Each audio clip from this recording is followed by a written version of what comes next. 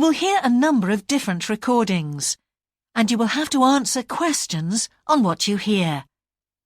There will be time for you to read the instructions and questions, and you will have a chance to check your work. All the recordings will be played once only. The test is in 4 sections. At the end of the test, you will be given 10 minutes to transfer your answers to an answer sheet. Now turn to Section 1. Section 1. You will hear a telephone conversation between a travel company employee and a customer. First, you have some time to look at questions 1 to 5.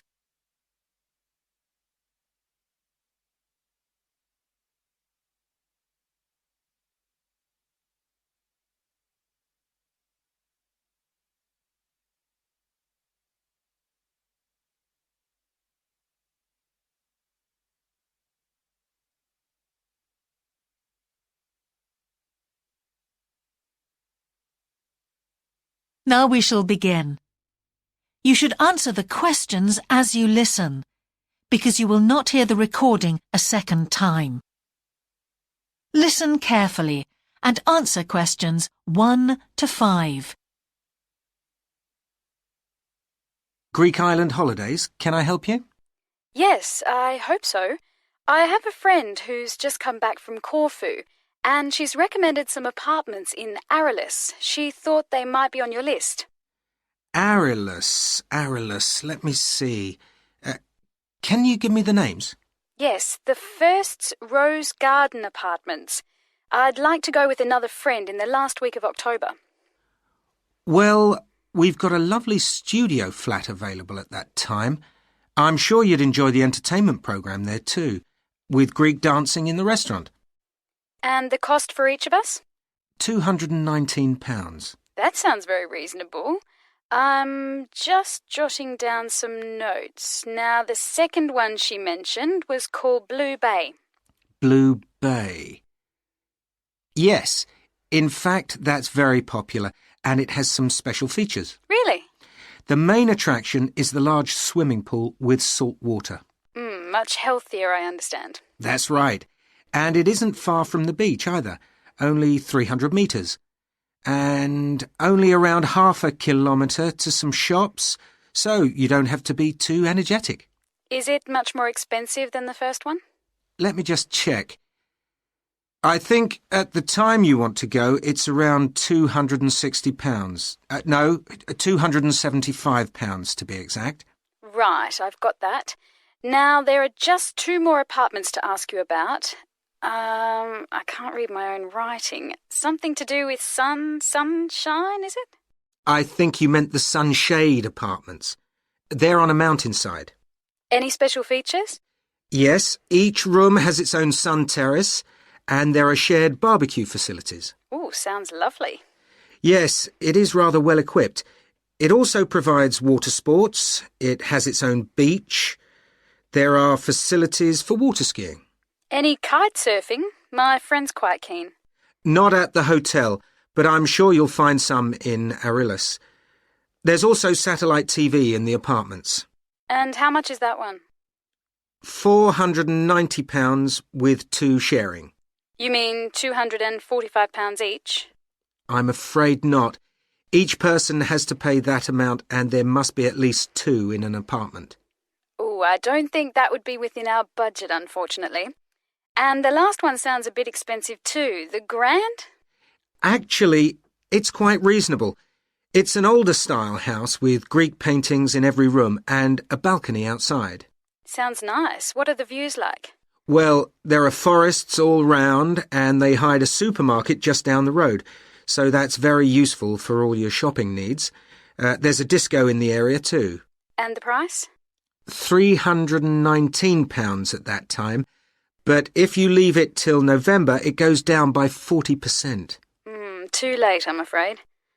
Well, why don't I send you a brochure with full details, Miss... Nash. But don't worry about that. I'm coming to Upminster soon, and I'll call and get one. I just wanted to get an idea first. Well, that's fine. We've got plenty here when you come. Before you hear the rest of the conversation, you have some time to look at questions 6 to 10.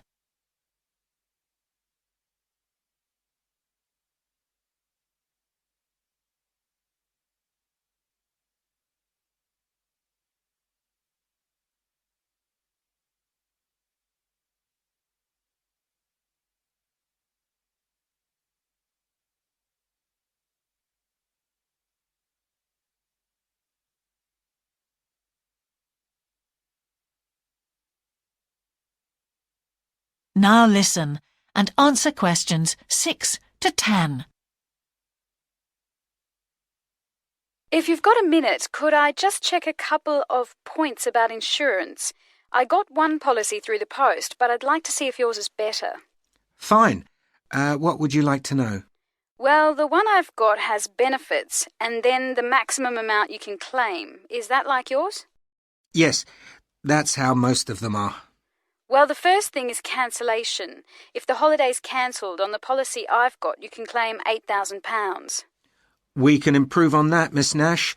For Greek island holidays, our maximum is £10,000. That's good. Of course, our holiday won't even cost £1,000 together. It's still sensible to have good cover. Now, if you go to hospital, we allow £600. Yes, mine's similar. And we also allow a relative to travel to your holiday resort. My policy just says their representative will help you.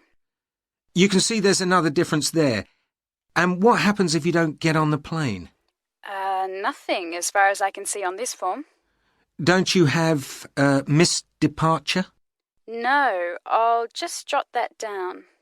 We pay up to £1,000 for that, depending on the reason. And we're particularly generous about loss of personal belongings, up to £3,000, but not more than £500 for a single item. Then I'd better not take my laptop. Not unless you insure it separately.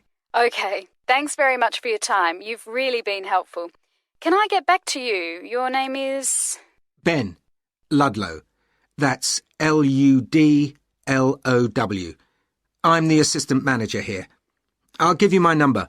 It's 081 260 543 216. But didn't I phone 081 260 567 294? That's what I've got on the paper. That's the main switchboard. I've given you my direct line. Right. Thank you very much for your time. That is the end of section 1. You now have half a minute to check your answers.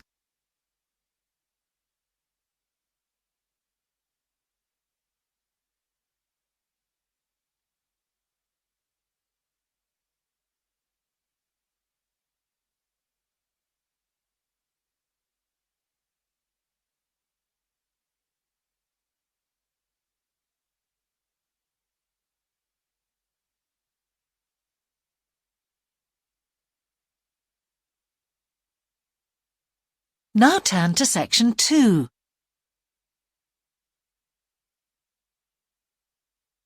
Section 2.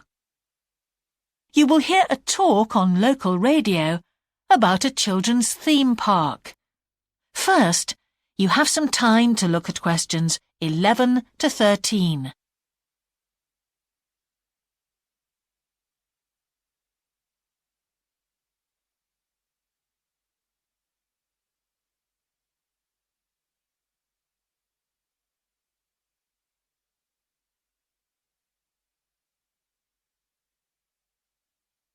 Now listen carefully and answer questions 11 to 13. For the second in our series about locally run businesses, we meet Simon Winridge, co-founder of the hugely successful Winridge Forest Railway Park. Welcome, Simon. Now, perhaps you can begin by telling us a little bit about how it all started. Well, during the 1970s, my wife Liz and I had just acquired 80 acres of sheep farming land, and we decided to settle down and have children. Pretty soon we had a daughter, Sarah, and a son, Duncan. The place was wonderful for the kids. They particularly loved trains and gradually built up an enormous network of miniature railway track. I began to develop larger-scale models of locomotives, but we didn't think anything more of it until I went on a trip to a theme park near Birmingham and decided we could do a much better job. So we set up a small one ourselves, based on the miniature railway, and we opened to the public for just a month that year, 1984, in July, our driest month, because our children said they didn't want our guests to have a miserable wet visit. I dealt with park business and Liz carried on with the farm work. It soon became clear that we were onto a winner. We began to extend the railway track and lay it among more interesting landscape by planting trees, which in turn attracted more wildlife, and by making cuttings through the rock. Nowadays, we're open all year round, and we're pleased to say that Wimridge is one of the most popular visitor attractions in the area, with 50,000 visitors a year. 1.5 million people have been through our doors since we opened. Before you hear the rest of the talk, you have some time to look at questions 14 to 20.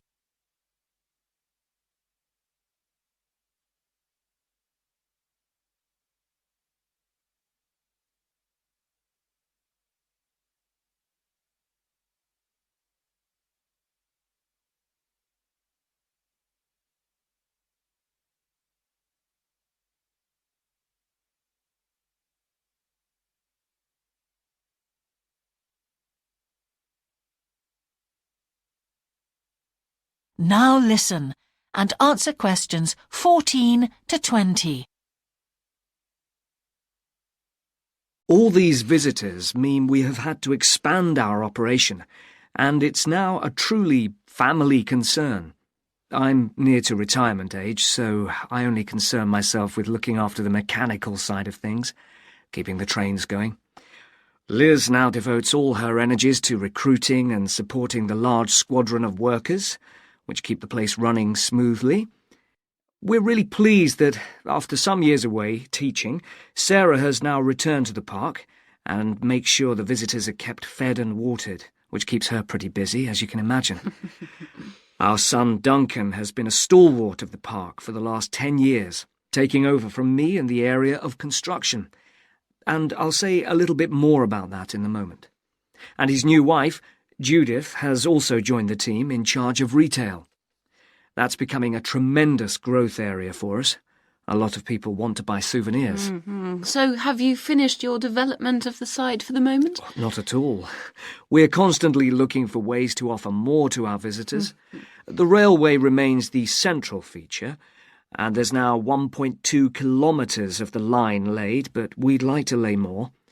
Because of the geology of the area, our greatest problem is digging tunnels, but we're gradually overcoming that. We're also very pleased with a new installation of the go-kart arena, which is 120 square metres in area. Again, the problem is the geology. We had to level the mounds on the track for safety reasons. We wanted to enable 5 to 12-year-olds to use the go-karts. And the main attraction here is the Formula One kart. We've known fights to break out over who gets it. And then, finally, to our most recent development, which is the landscape swimming pool. That is the end of section 2. You now have half a minute to check your answers.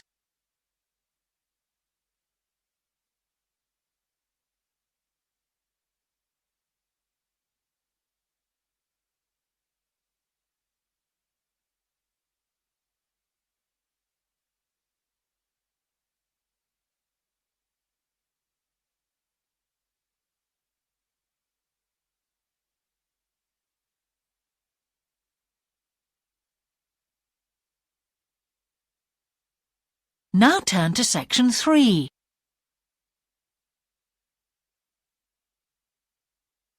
Section 3. You will hear a geography student called Caroline discussing her dissertation with her tutor. First, you have some time to look at questions 21 to 23.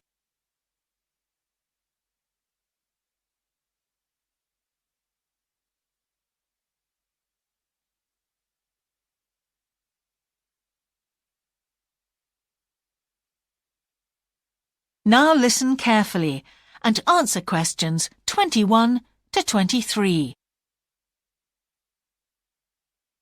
Ah, Caroline. Come on in, sit down. Thanks.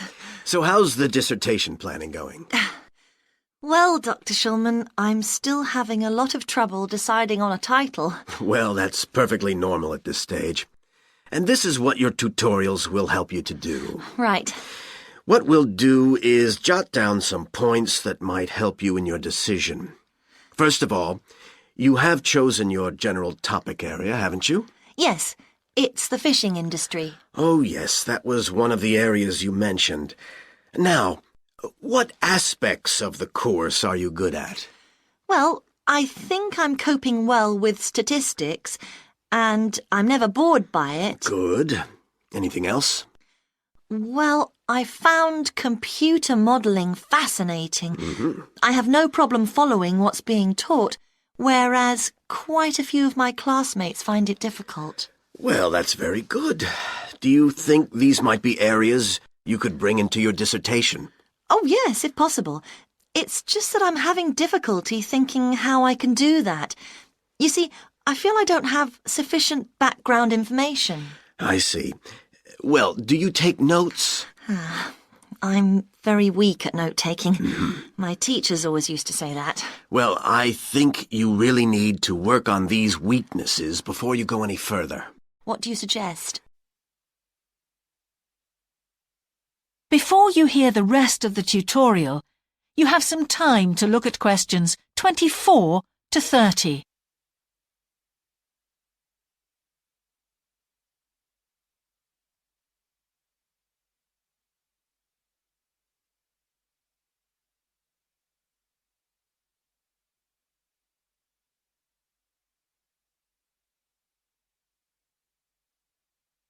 Now listen and answer questions 24 to 30. Well, I can go through the possible strategies with you and let you decide where to go from there. Okay, thanks. Well, some people find it helpful to organize peer group discussions. You know, each week a different person studies a different topic and shares it with the group. Oh, right. It really helps build confidence. Yeah. You know, having to present something to others. I can see that.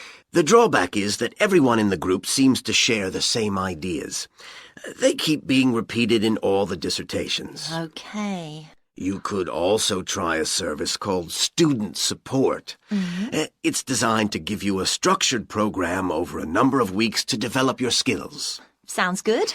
Yes, unfortunately there are only a few places. Ah. But it's worth looking into. Yes, of course. I know I've got to work on my study skills. And then there are several study skills books you can consult. Right. They'll be a good source of reference. But the problem is, they are sometimes too general. Yes, that's what I've found. Other than that, I would strongly advise quite simple ideas, like using a card index. Well, yes, I've never done that before. It's simple, but it really works because you have to get points down in a small space. Another thing I always advise is don't just take your notes and forget about them. Read everything 3 times. That'll really fix them in your mind. Yes. I can see it'd take discipline, but... Well, if you establish good study skills at this stage, they'll be with you all your life. Oh, yes, I completely agree. It's just that I don't seem to be able to discipline myself. I need to talk things over. We'll be continuing these tutorials, of course. Let's arrange next month's now. Let's see. I can see you virtually any time during the week starting the 22nd of January. What about the 24th? I'm free in the afternoon. Sorry, I'm booked then. What about the following day? The Thursday, Yeah? I can make the morning. Fine. We'll go for the 25th then. That's great. Thanks. That is the end of section 3. You now have half a minute to check your answers.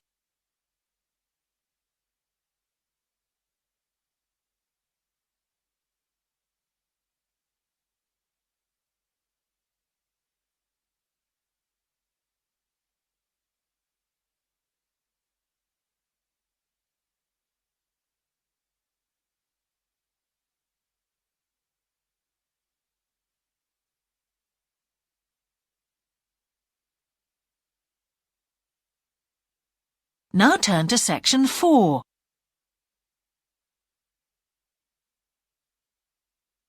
Section 4. You will hear part of a lecture about an experimental design for a house. First, you have some time to look at questions 31 to 40.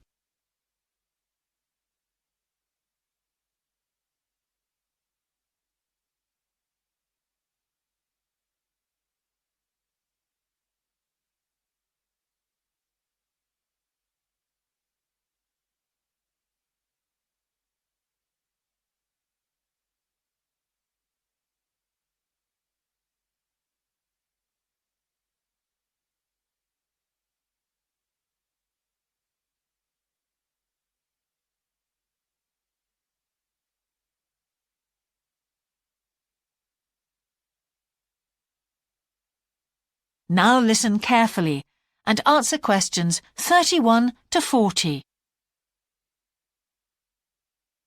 Good morning. In the last few lectures, I've been talking about the history of domestic building construction. But today, I want to begin looking at some contemporary experimental designs for housing. So, I'm going to start with a house which is constructed more or less under the ground. And one of the interesting things about this project is that the owners, both professionals but not architects, wanted to be closely involved, so they decided to manage the project themselves. Their chief aim was to create somewhere that was as environmentally friendly as possible. But at the same time, they wanted to live somewhere peaceful. They'd both grown up in a rural area and disliked urban life. So the first thing they did was to look for a site, and they found a disused stone quarry in a beautiful area. The price was relatively low, and they liked the idea of recycling the land, as it were. As it was, the quarry was an ugly blot on the landscape, and it wasn't productive any longer either.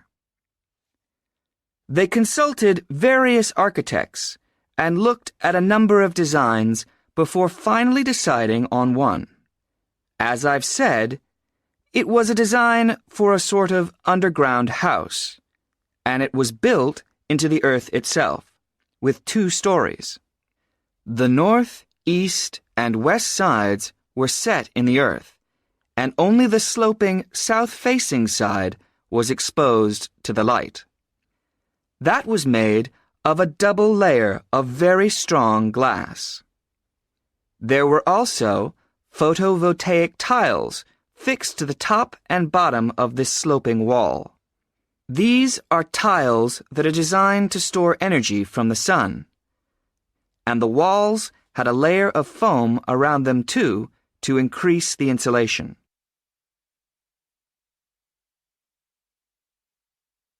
Now, what is of interest to us about this project is the features which make the building energy efficient.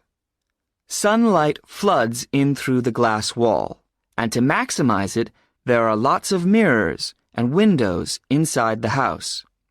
That helps to spread the light around. So that's the first thing. Light is utilized as fully as possible.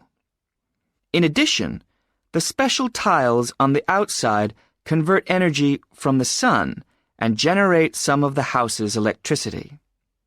In fact, and it is possible that in future the house may even generate an electricity surplus, and that the owners will be able to sell some to the national grid.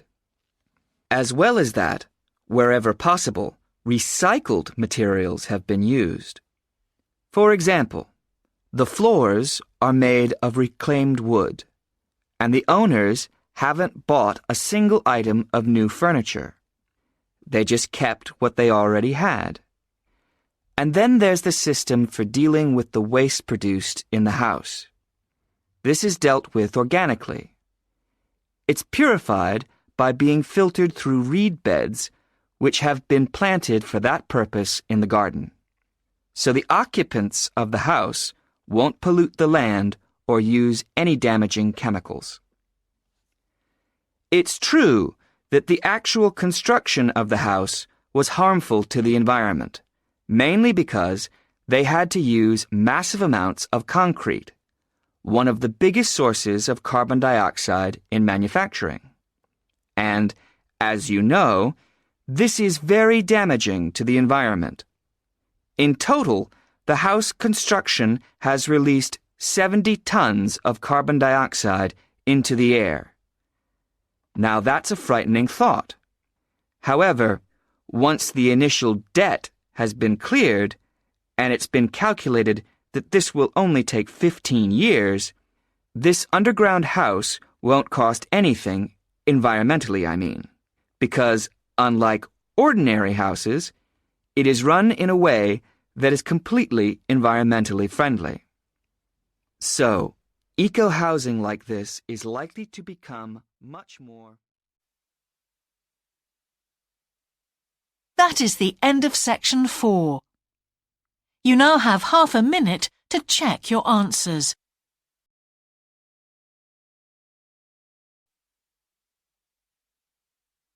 That is the end of the listening test.